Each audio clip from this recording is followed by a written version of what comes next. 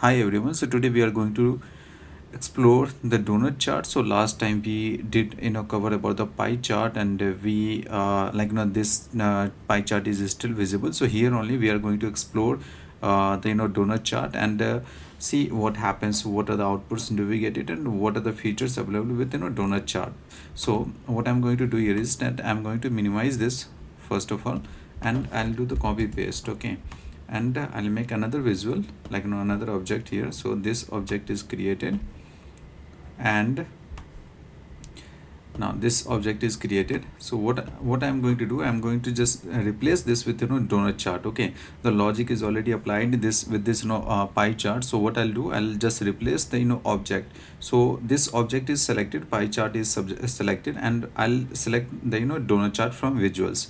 So if I select, so see this visualization, you could see that pie chart has been converted into donut chart. And so what is this donut chart, so I'll do one thing, I'll show you this one also so that you can compare that. Here also region, center, west, south, and east, and here also we are getting the same outputs, you could see. So what is this, in Power BI, donut chart is a variation of the pie chart. You could see this is the pie chart, and it's a variation of the pie chart, and it used to show the proportions data. And what it does, it displays values as slices. Here you could see this as slices. It displays the values as slices of a circle with a hole in the middle. Here you could see that white space is there, so it's a hole in the middle, which makes it visually different and often more modern in appearance. This pie chart, and if you see the donut chart, there are differences. Okay, there are differences. So the center can be, this center space can also be used for labeling.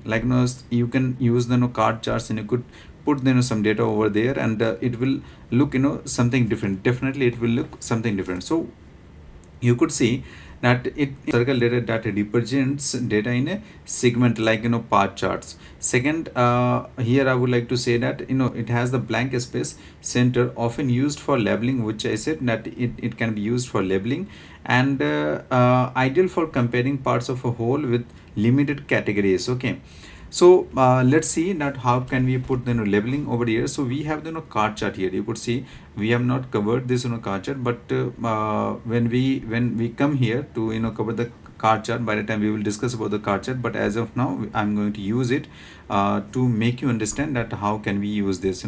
So what I'll do, I'll select the card chart, and card chart is selected here. So I'll use same logic. Okay, so let's do one thing, that I'll copy this object and I'll put it here, same object, and this object will be replaced to the card chart. See this, it is replaced. Now what I'm going to do, I'm going to minimize this, and this I'll put this amount here, right? So does it make sense? Yes, I think it makes sense. You could see that here the amount is reflecting 55.15k, sum of the sales amount, right? Sum of the sales amount. So it will vary, whenever you select the values, based on that it will show the data. So I'll show you. Let me adjust it. So suppose if I click here, okay, so suppose I select this one, I select west. See this, the amount is getting changed, the sum of sales amount is getting changed, and donor chart visualization is also getting changed. Okay, now here also we have the selections. Okay, if I select this one, okay, let me click somewhere else. So if I select this, and I come to format, and here you could see the selection. So if I click selection, then you will able to see the separate panel here, where all the visualizations are reflecting, sum of sales amount. So here also I button, you could see the I button, hide this visual. If you want to hide this, you can hide it. If I click I button, it means see this data is not reflecting, right? Similarly, if I click this one, so see this the donor chart itself, it is not visible here because it is hidden. Similarly, if I click this one, then this pie chart left side pie chart, it is not visible because we disable it. So these are the features which you could use it. And also if you want to drag this card in between two charts, okay, I'll show you this. Sorry,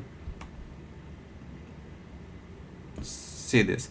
So this one also you can make it, okay, this one also you can make it, and it has multiple features that to group the amount so that both will move together, and also to make it transparent. So these are the features are available. When we discuss about the card chart, by the time we will discuss, but I just wanted to show you that the space is there, blank space is there, so that can be utilized for leveling. Now so when to use donut chart. So it shows the compositions of a single category or the matrix.